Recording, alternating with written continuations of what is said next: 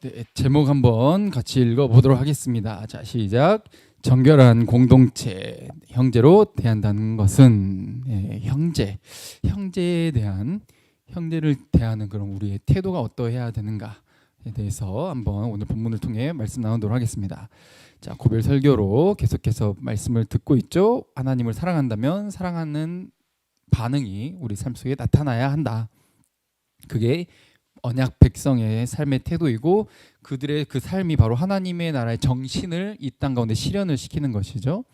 그래서 가정에서부터 사회까지 그런 순결하고 정결한 하나님의 신부된 공동체로서의 모습이 나타난다는 것을 쭉 살펴보고 있습니다. 그래서 어떤 개인의 그런 소유권, 권리보다도 약자들의 그런 필요를 채우는 것이 하나님께서 기뻐하시는, 그래서 모두가 함께 하나님 나라를, 천국을 누리기를 원하시는 그 정신이 하나님 나라의 정신이죠. 지난 시간에는 그래서 현대판 그 연좌제라 그래서 어떤 왕이라던가 자신보다 높은 자들에게 하극상이나 반란, 반역을 일으켰을 때 우리나라 조선에서 삼족을 멸하고 중국에서는 구족을 멸하는 것처럼 이렇게 어떤 그 한 사람만이 아니라 연관된 사람, 그리고 죄가 없는데도 일단 가족이라는 이유로 함께 죽임을 당해야 했던 그런 것들을 연좌제라고 하는데 성경에는 그걸 금지시킨다라는 것을 지난 시간에 살펴봤었죠.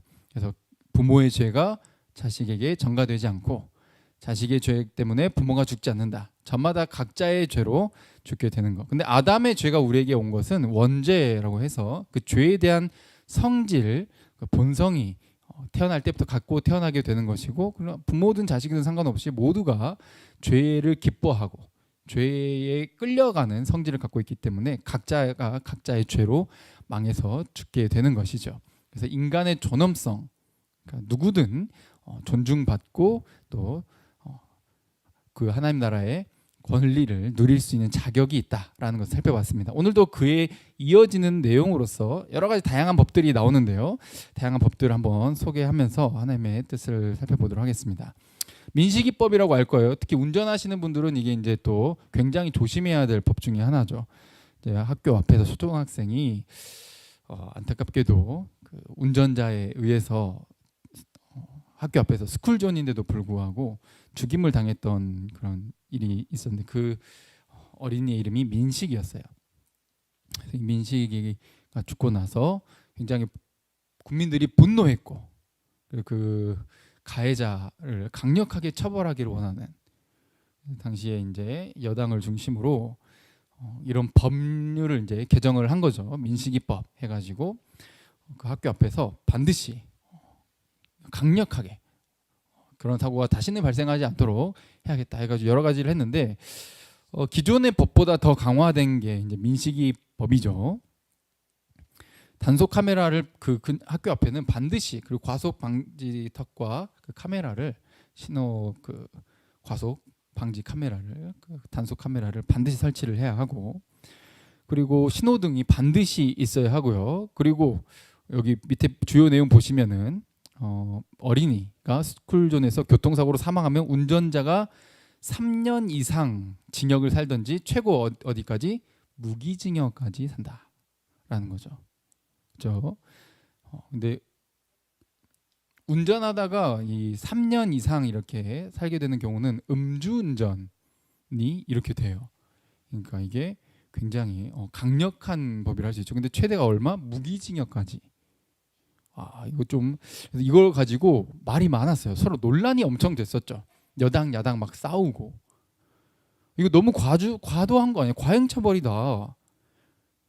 이게 운전자 잘못이 하나도 없거나 거의 없는 경우에도 일단 어린이가 죽어버렸다라는 이유로 무기징역까지 살아야 된다고 하면 이거 너무 과잉처벌 아니냐, 이런 이제 논란이 막 있었어요. 그래서 이 법률 개정에 대해서 반대하는 목소리가 많이 생겼는데, 물론 이제 그런 논란거리들이 있은 이유로 여러 가지 해명과 설명이 있고 지금은 개정이 돼서 이렇게 진행이 되고 있고, 실제 사례는 운전자가 아예 무죄로 이렇게 무혐의로 돼서 운전자 잘못이 아니라 갑자기 분명히 정규 속도도 지켰고 전부 신호도 다 지켰지만 다른 잘못에 의해서 이렇게 됐다라는 판결도 판례가 있을 만큼 지금은 여러 가지 이제 밸런스를 좀 잡아가는 모습이라고 볼 수 있죠.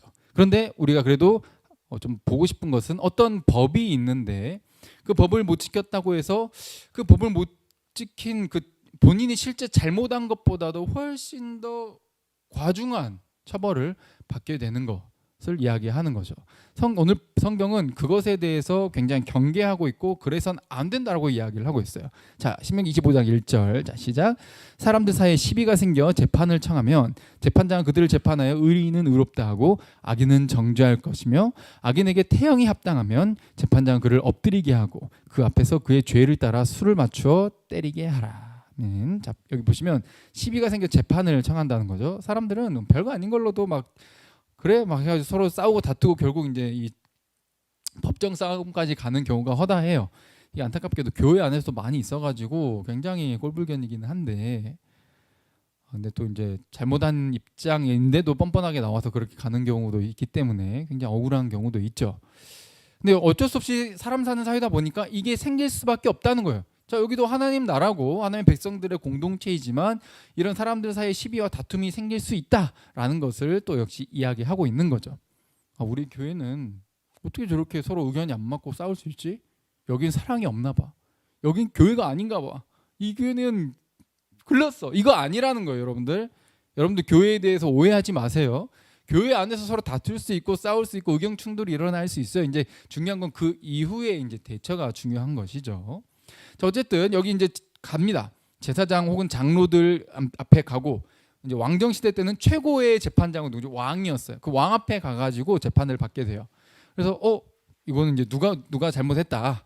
이 사람은 무죄고 이 사람이 잘못했다. 이렇게 판결이 나면은 그 죄의 그 무게에 따라서 죄질에 따라서 이제 벌을 줘야 하는데 태형이 뭔지 아시죠?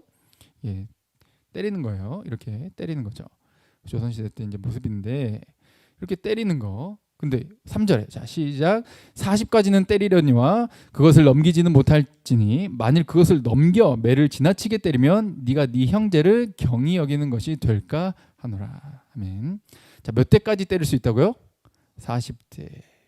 여러분 저거 혹시 한 대 맞아보신 분 있나요? 그 민속촌 같은 데 가면은 이게 좀 체험할 수 있는 그런 이렇게 딱 공간이 있어요. 그래서 장난으로 이렇게 살짝 톡 이렇게 때리는데도 여러분들 살짝 이렇게 톡 때리는데도 진짜 아프거든요. 진짜 아파. 그냥 몽둥이랑 좀 다른 느낌이에요. 이게 그냥 온 살을 그냥 막 터져나가는 그런 느낌이라고 해야 할까? 좀 이 파동이 온 살을 이렇게 헤집어 놓는 그런 느낌이 나거든요. 이걸 근데 벌써 10대에서 15대만 맞아도 초죽음이 된다 그래요. 30대 이상. 근데 실제로 미드라시나 이제 유대인들의 그런 고대 그 문헌에 의하면 40대가 아니라 최대가 그래서 얼마였냐? 39대였어요. 39대. 사도 바울도 내가 40에서 하나를 감한 것을 여러 번 맞았다라고 신약 성경에 고백을 할 정도예요. 그러니까 유대인들에게서 그 매를 맞았을 때 그래도 율법에 있기 때문에 40대 이상을 못 때려. 39대까지 맞을 수 있는데 또 그거를 한두 번 맞는 게 여러 번 맞았다. 이렇게 사도 바울이 고백을 하기도 합니다. 그렇게 기록되어서 아무리 사도 바울이 미워도 한번 때릴 때 39대를 지킬 수밖에 없었던 것처럼 이게 율법에 명시가 된 거예요. 과잉 처벌을 해서는 안 된다. 이게 태형을 때릴 정도라면은 막 돌에 맞아 죽을 그런 죄질은 아니라는 것인데, 근데 그것을 너무 지나치게 때려서 이 사람을 결국은 어떻게 만들어요? 학대하게 돼요. 학대. 네, 학대가 되지 않도록 이게 정의를 세우기 위한, 또 아이를 대할 때도 마찬가지죠. 학교에서도 마찬가지고요. 사랑의 매다 그랬는데 이게 과하게 막 때리다 보니까 막 갑자기 더 생각나고 더 짜증나고 더 화가 나가지고 막 갖다 패버렸어. 이거는 학대지 사랑의 매가 아니라는 거예요. 사랑의 매라고 해놓고 정의를 위한답시고 이렇게 사람을 거의 초죽음을 만들어 놓는 것은 하나님께서 기뻐하시는 모습이 아니라는 거죠. 그러면서 뭐라고 표현되어 있어요? 네가 네 형제를, 분명히 그러면은 서로가 서로를 고발했다는 거고, 여러분들 생각해 보세요. 누군가가 그냥 장난치다가 막 서로 미워하고 사이가 틀어진 정도가 아니라 같은 교회 내에서 혹은 같은 가족 공동체, 여기는 지금 당시에 가족 위주로 몰려 살거든요. 그럼 많이 부딪히고 싸웠다라는 것은 멀어봤자 친척이라는 건데, 나를 고발했어요. 여러분들 상상이 되세요? 얘가 날 고발했어요. 고발했는데 여전히 뭐라 그래요? 법정 싸움으로 우리를 몰아갔는데도 불구하고 결국 그 사람이 잘못한 것으로 공식적으로 판결도 났는데 그는 여전히 너의 형제라는 거예요. 여러분들 가족 내에서 어떠신 것 같아요? 아니면은 친구들 사이에서, 교회 공동체 내에서 조금만 사이 틀어지면은 이제 와, 쟤는 진짜 상종 못할 인간이다, 이렇게 생각하신 적은 없으신가요? 하나님 나라 공동체의 그 정신은 뭐예요? 아무리 그가 잘못했고 그가 나를 고발했어도 하나님 나라 가서 영원히 함께 보고 살아야 할 그는 여전히 너의 형제다. 네가 네 형제를 가볍게 경히 여기는, 그래서 학대하게 될까봐 나는 걱정스럽고 우려스럽고, 오히려 하나님은 악인이 멸망당하는 걸 기뻐하는 것이 아니라 그가 회개하여 돌아오는 것을 기뻐하십니다. 할렐루야. 우리가 그 길을 열어두고 기도하고 항상 마음을 열어두고 품고 하는 이런 방향으로 가야 하는데, 이제 얼굴도 보고 싶지 않고 상종하기 힘든 그냥 그런 존재로 여긴다면 이런 성경의 가치관과는 많이 거리가 먼 것이라는 것이죠. 혹시 우리가 그렇게 생각해왔던 일이 있다면 회개하시고, 또 앞으로 그런 일이 닥쳤을 때 항상 이 말씀을 생각하시면서, 물론 이제 막 뭐 무조건적인 용서 막 해라 용서 안 하면 막 넌 사람이 아니다 막 이런 의미가 아니라 하나님의 뜻 안에서 균형 잡힌 생각으로 이 공동체가 하나 되고 결국 예수 그리스도의 마음으로 하나님의 그 가치가 나를 통해 이 땅에 실현되게 하는 것이 중요하다는 것이죠. 여전히 너의 형제.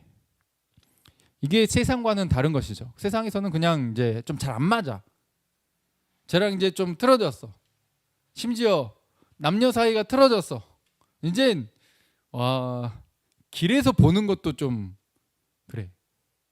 이게 그냥 일반적인 것이라면 뭐 그렇다고 뭐 헤어진 뭐 전 애인을 찾아가서 뭐 그래라는 말은 절대 아닙니다, 여러분. 그냥 세상은 좀 나랑 안 맞으면은 상종 안 하면 끝이라고 생각을 하지만 교회 공동체는 그렇지 않다는 거죠. 하나님 나라 백성은 그렇지 않다는 거예요. 그는 여전히 너의 형제다. 그러니 뭐 그에게 가서 뭐 지금 당장 잘해줘라 이 말은 못하겠지만 그를 너무 과하게 분노, 여러분들 잘못한 사람을 봤을 때 공개적으로 누가 봐도 이 사람이 잘못했어, 근데 너무 뻔뻔하게 막 나를 고발했어, 그럼 옆에서 봐도 진짜 화가 치밀거든요. 쟤는 양심이 없나, 본인 자존심만 중요하고 본인 잘못을 인정할 줄도 모르고 그냥 상대방 흠만 잡고 꼬투리만 잡고 말꼬투리 잡고 결국 법정 싸움까지 끌고 가가지고 막 변호사 선임하고 막 돈 낭비하게 하고 시간 낭비하게 하고 감정 낭비하게 하고 이렇게 하는 게 저런 인간이 있나 이렇게 생각하기 쉽지만, 놀랍죠? 성경은 그도 네 형제다. 이게 하나님 나라의 말씀이라는 것이죠. 근데 여기서 우리가 잘 생각해요. 만약에 가해자와 피해자가 있을 때 너무 이제 우리나라에서 좀 문제되는 게 뭐죠? 피해자의 인권보다는 가해자의 인권을 더 우선시하는 것처럼 이렇게 보일 때가 있어가지고 이걸 때문에 또 많은 국민들이 분노를 하기도 하는 거죠.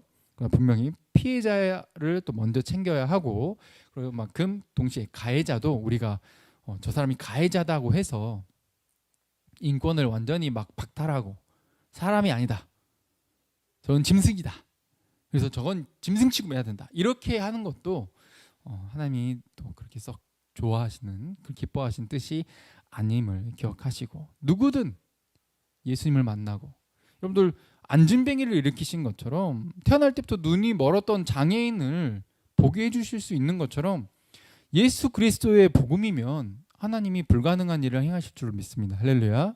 그러니까 누구든 예수를 알고 믿고 참된 사랑이 없었고 만족이 없었기 때문에 이 땅에서 잘못된 방향과 행동을 하긴 했지만, 그도 예수님을 만난다면, 그도 진짜 복음을 듣기만 한다면 바뀔 수 있고 그도 천국 백성이 될 수 있다라는 이 가능성을 우리가 놓치지 말자고요. 그래서 아무리 범죄자여도 그도 네 형제다 라고 말했던 이 하나님의 말씀의 정신, 원리를 기억하시고 항상 그 영혼이 결국 하나님을 알게 되는 것을 최종 방향과 목표로 설정하는 우리 모두가 되었으면 합니다. 자, 4절은 또 다른 내용인데요. 자, 읽어볼까요? 시작. 곡식 떠는 소에게 망을 씌우지 말지니라. 아멘. 자, 곡식 떠는 소라고 하는 것은 여기 그림에서 보는 것처럼 물론 이제 이스라엘 지역은 아니에요. 그냥 별 관계 없는 그냥 이 동물을 가지고 곡식을 이렇게 탈곡한다고 하죠. 이렇게 하는 그런 장면인데 우리나라에서 뭐 도리깨라 그러죠. 이렇게 탁탁 쳐가지고 이렇게 나달과 이 쭉정이를 이렇게 분리하는 그런 작업을 하는 거죠. 이스라엘에 또 당시에 맷돌도 이렇게 가운데에 딱 해놓고 이 소가 돌 때 어때요? 곡식도 털고 이게 딱 넣으면은 맷돌도 같이 갈아지는, 그렇죠? 한 힘으로 이렇게 해가지고 한다는 거죠. 근데 그때 당시 문화에서 뭐예요? 이 소가 갑자기 이걸 안 돌리고 멈춰서 지금 이 곡식 떨라고 분리하려고 이 작업을 하고 있는데, 일을 하고 있는데 소가 멈춰가지고 갑자기 이걸 먹기 시작해. 배고파서. 그럼 어떻게 돼? 사람이 일반적으로 여러분들 끝나는 시간이 늦어지잖아. 그렇죠? 이게 싫은 거예요. 그러니까 어떻게 해야 되겠어? 소한테 못 먹게 망을 씌워가지고 못 먹게 만들어. 근데 하나님 뭐라고 말씀하셔요? 그러지 마라. 지금 니들 먹을 것 그거 까고 있는 거잖아. 먹이는 건 하고 해야지. 심지어 가축의 그 먹을 권리조차도 배려하시는 하나님의 마음을 볼 수가 있어요. 여러분들 막 동물이니까 막 해도 된다 이거 절대 아니에요. 하나님께서는 이 창조의 질서가 아름답게 지켜지기를 원하시는 분이시지 막 함부로 이렇게 오용하거나 남용하는 것을 절대 기뻐하시는 분이 아니시라는 거죠. 그러니까 일하는 자가 그 권리를 갖고 있고 심지어 가축도 그런 권리가 있다라는 거죠. 충분히 먹이고 힘을 내서 이제 또 만큼 먹었으니까 만족해서 이거 소가 이렇게 뭐 잠깐 이거 도는 거 사람이 도는 것보다 훨씬 더 수월하겠죠. 이제 또 열심히 신나게 돌고 효율이 더 좋아졌으면 좋아졌지 나빠지지는 않을 것 같다라는 거죠. 휴식과 쉼에 대해서 사람들이 부정적으로 생각하는 경향이 있지만 휴식과 쉼 그리고 그 먹는 것 일반적인 의식주 이런 권리를 말하고 있죠. 오늘도 지난주도 뭐였어요? 인간의 존엄성을 이야기하고 있잖아요. 누구든 그런 권리와 자격이 있다는 거예요. 자, 너희 공동체 하나님 나라 공동체에서 가축도 이런 권리가 있다면 하물며 너희는 내 자식인 내 백성인 너희는 어떻겠냐? 하나님이 가축도 이렇게 신경 쓰고 배려할 정도라면 사람은 말할 것도 없다는 거예요.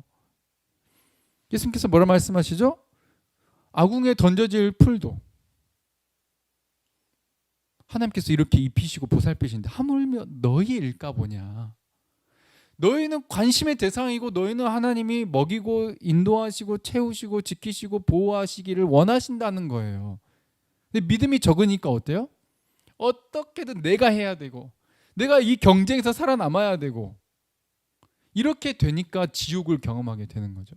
근데 하나님이 채우실 것을 믿는 그 믿음을 요구하시는, 그래서 이것은 가축에 대한 권리가 아니라 뭐예요? 신명기 25장 4절에는 이것만 가지고는 볼 수 없지만 그래서 여러분들 신약과 함께 보셔야 됩니다.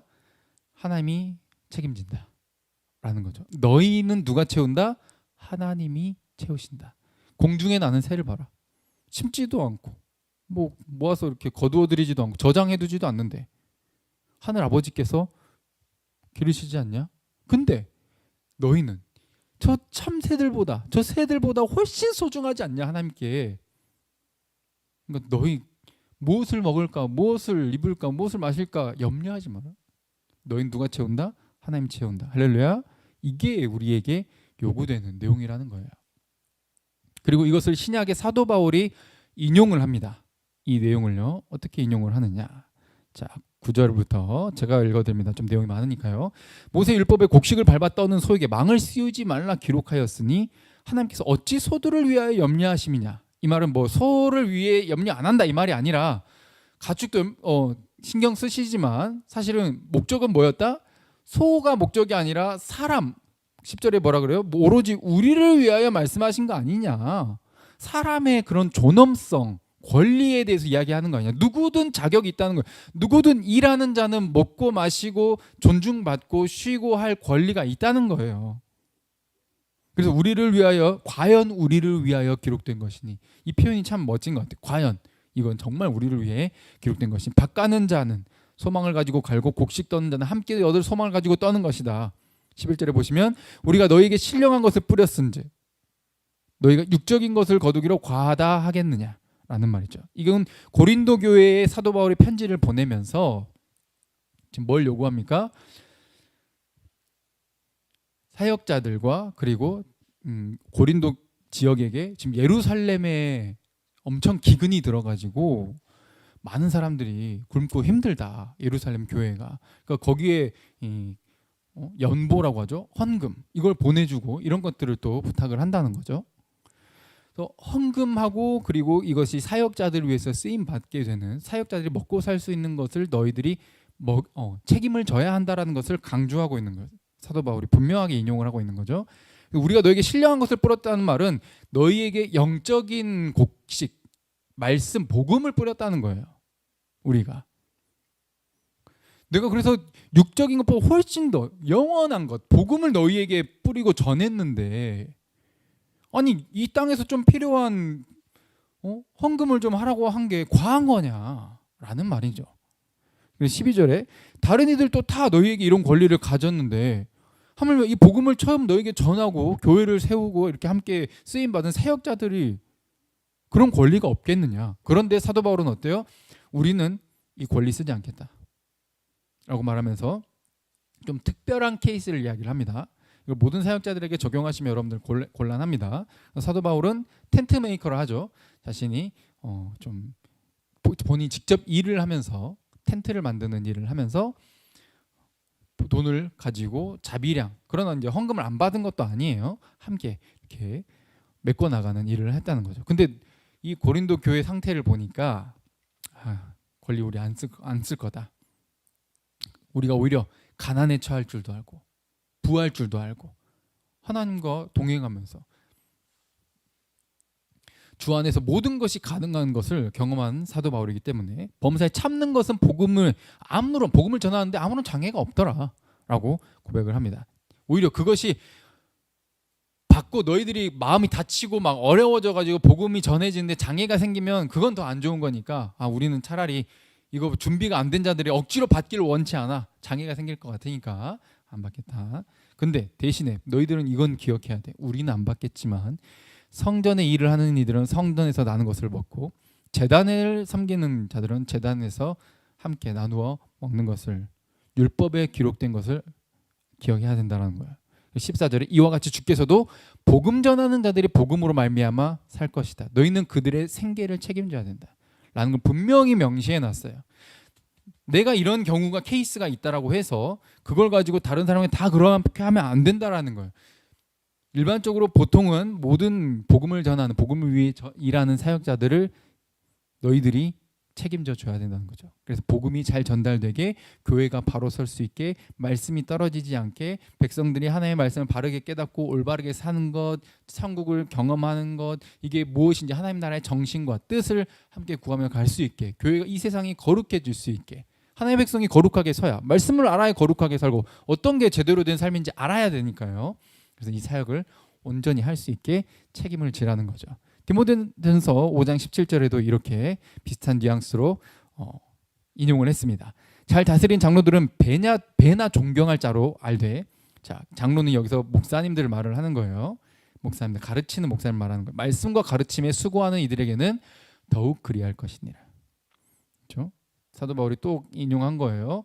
말씀을 가르치는 자들의 생계는 너희들이 책임을 져야 된다. 근데 지금도 이제 여러 가지 케이스들이 있을 수 있어요. 그런 케이스들이 다를 수 있다라는 것은 인정을 하고 우리가 함께 열린 생각과 마음을 가져야 하지만 일반적으로는 교회가 바로 서 있어야 되고 그들이 다른 것에 에너지 소비를 하는 것이 아니라 말씀을 연구하고 공부해서 잘 전달하는 하나님의 뜻을 이 땅 가운데 실현시키는 백성들이 계속 세워져 나가는데 이렇게 책임질 수 있게 잘 살아갈 수 있게 너희들이 그들을 잘 책임져 줘야 된다. 생계를 지원해 줘야 된다라고 말하고 있는 거죠. 그래서 성경에 일렀을 때 곡식을 밟아 떠는 소의 입에 망을 씌우지 말라 했다. 일꾼이 그 삭슬 받는 것은 마땅하다. 그러니까 우리는 사역자들은 너희들의 복음의 씨앗을 복음을 말씀을 가르치는 일에 전념하고 있으니 너희들이 육적인 것, 영적인 것을 채워주는 그들에게 육적인 것도 마땅히 과한 것이 아니다라고 이야기하고 있는 것입니다. 자, 오늘부터는 또 내용이 나오는데요. 이제 대를 잇는 것. 성경은 자손을 낳는 것, 그래서 그 대가 이어지는 것 굉장히 중요하게 여겨요. 아브라함에게도 말씀하신 것처럼 이 자손들, 너의 씨로 말미암아 많은 백성이 내 나라가 생겨날 것이다. 그리고 너에게 땅을 줄 것이다. 약속을 하시죠. 여자의 후손, 씨, 대를 잇는 것 매우 매우 중요하게 성경은 강조를 하거든요. 자, 25장 5절에 보면 형제들이 함께 사는데 그중 하나가 죽고 아들이 없어. 이 사람이 있는데 아들이 없이 죽어버렸어요. 이 사람의 와이프는 어때요? 아내는 나가서 타인에게 시집 가면 안 된다고 말하고 있어요. 뭐 어떻게 해야 돼? 이 남편의 형이든 동생이든 먼저 순서대로 자격이 이제 이 순서가 있는데 그 순서대로 들어가서 성관계를 맺어줘야 하고 그가 아들을 낳을 수 있게 해줘야 된다. 지금 계속 강조드리지만 우리의 지금 현재 문화에서 이해하면 곤란합니다. 이것은 이제 계대 혼인법이라고도 부르고 고엘제도라고도 부르는 거예요. 당신은 아들이 있어야 하고 이 자녀가 있어야 돼요. 이제 딸도 인정을 받는 경우가 있는데 우리 혹시 기억하실지 모르겠어요. 민수기 끝자락에 보면 슬로브앗의 딸들 이야기가 나오거든요. 아니 다 아들들한테만 땅을 줍니까? 근데 우리 집안 보니까 어때? 아들이 있어 없어? 우리 집안 아들이 하나도 없어. 그러면 어떻게 돼? 우리 부모님이 갖고 있었던 땅이 대대로 그 자손에게 이어져야 되는데 우린 딸들밖에 없으니까 우린 땅 없어지는 거 아닙니까? 그래서 하나님께서 뭐라고 말씀하셔요? 그런 경우는 딸들에게도 뭐 땅을 물려줄 수 있다. 단 다른 지파에게 시집은 못 간다. 너희 그 종족에게 안에서만 결혼을 해서 혹시 다른 지파로 가버리면은 이 물려받은 땅이 그 지파로 소속이 돼버리니까 이건 안 되고 너희 지파 종족이 계속해서 그 땅을 하나님이 주신 너희 그 지파와 종족에게 주신 기업이니까 그것을 대대로 물려줄 수 있게 거기에 너희도 동의를 해야 된다. 그러면 딸들도 땅을 상속할 수 있다.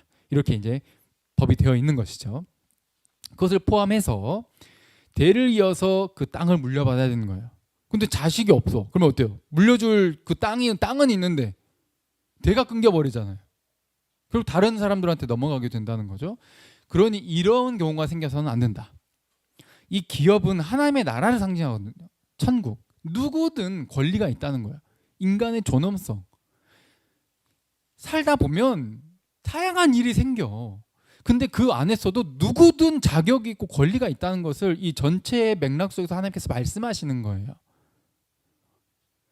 어쩔 수 없지 뭐. 이게 아니라 어쩔 수 없는 불행한 그런 일들을 겪은 그 사람이 살 수 있게 그 대를 이어나갈 수 있게 하는 것이 하나님의 뜻이라는 것이죠.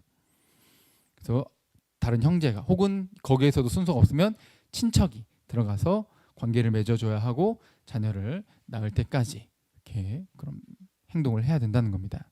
그래서 그 이름이 형제 이름을 잊게 해서 6절 끝에 보시면 그 이름이 이스라엘 중에서 끊어지지 않게 할 것.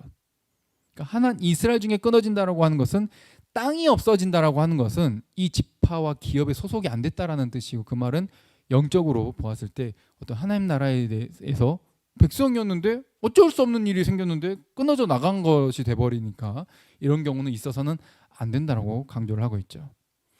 창세기 보면은 유다와 다말 이야기가 나오죠. 그때 다말이 며느리인데 첫째 아들의 와이프였어요. 며느리였는데 첫째 아들이 죽어버렸네. 그래서 이제 둘째 아들을 주었더니 둘째 아들도 죽어버렸어. 이쯤 되면 이제 뭐예요? 또 어떻게 생각합니까?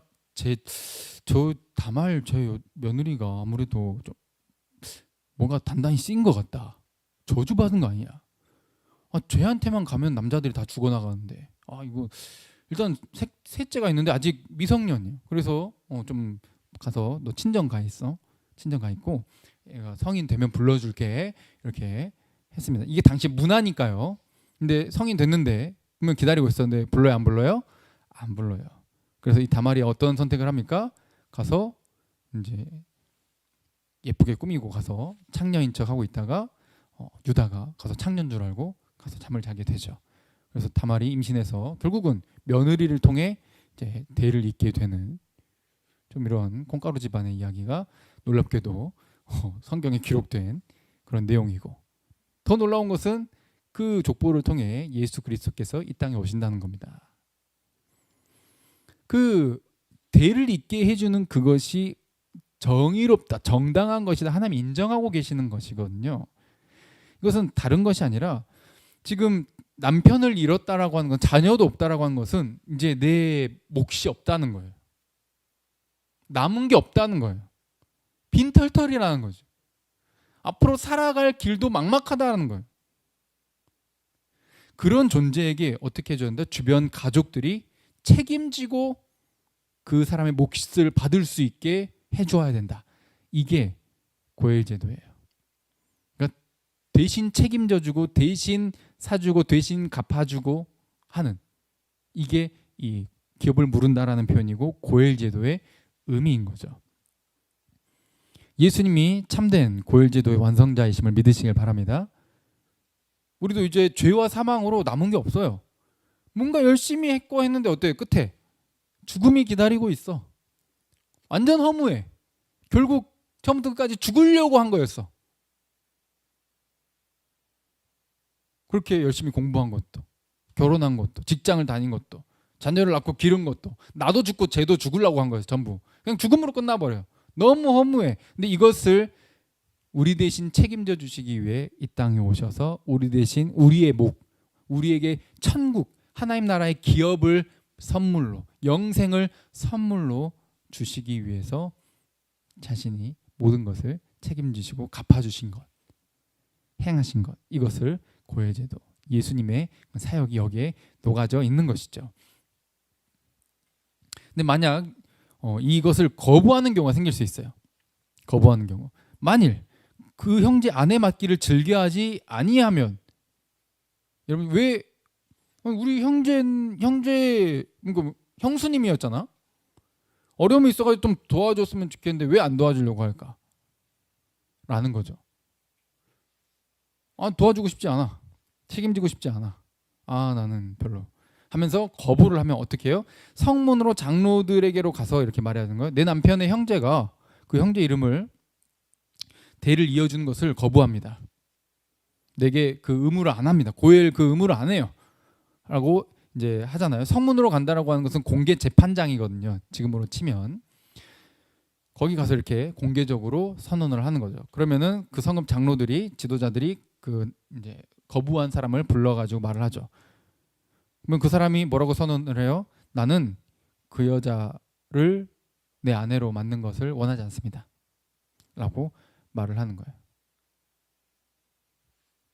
왜냐하면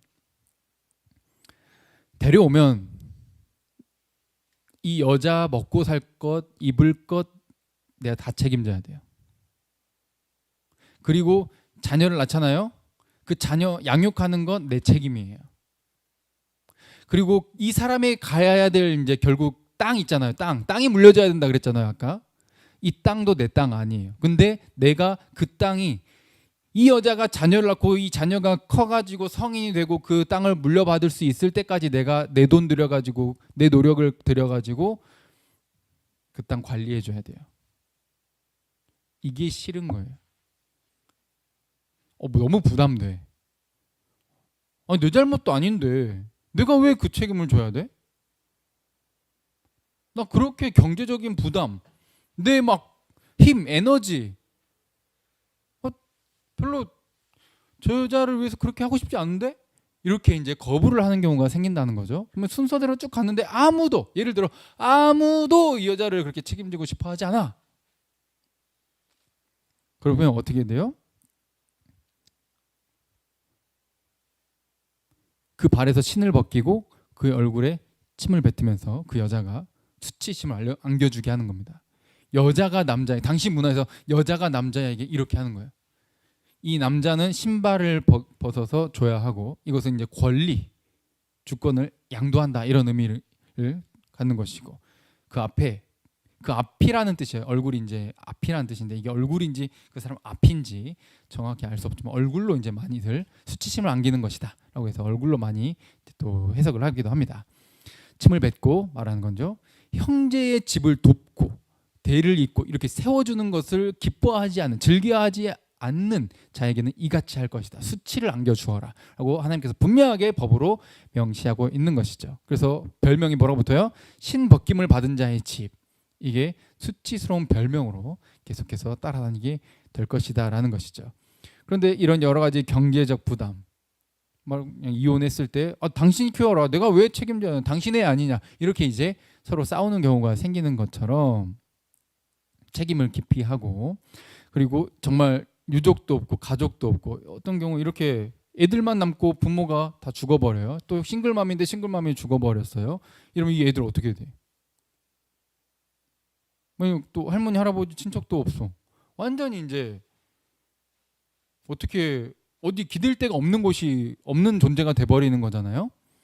그런데 하나님 나라 공동체 사회에서는 그런 존재가 있어서는 안 된다는 거예요.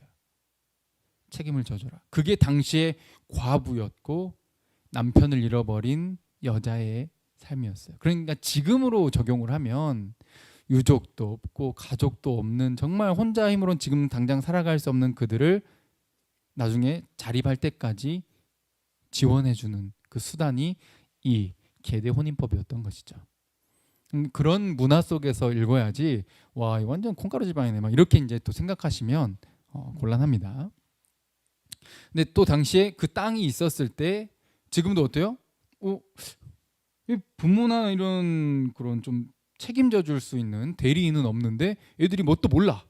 그러면 내가 나중에 대리인으로 가가지고 이렇게 잘 해주다가 이 유산 내가 뺏어야지, 이런 경우가 생길 수 있다는 거죠. 그러니까 이 고열제도에서는 어때요? 그 재산도 관리해주면서 누구에게도 뺏기지 않게끔 이 사람들에게, 그 형제의 대를 잇는 자들에게 기업이 이어질 수 있게 하는 막중한 책임을 떠안게 된다는 것이죠. 엄청 부담스러운 자리지만 사실은 예수 그리스도의 삶의 모습이었고, 우리에게 하나님 나라를 기업으로 물려주시기 위해 우리 대신 모든 수치와 고난을 당하신 예수 그리스도의 삶을 통해 완성이 된 것이죠. 디모데전서 5장 3절에 보면은 이렇게 말하고 있죠. 참 과부인 과부를 존대하라. 그래서 부모에게 또 보답하는 것을 배우게 하라. 과부 부모에게 효도하는 것, 이게 바로 뭐라고요? 4절 끝에 보니까 하나님 앞에 받으실 만한 것이다.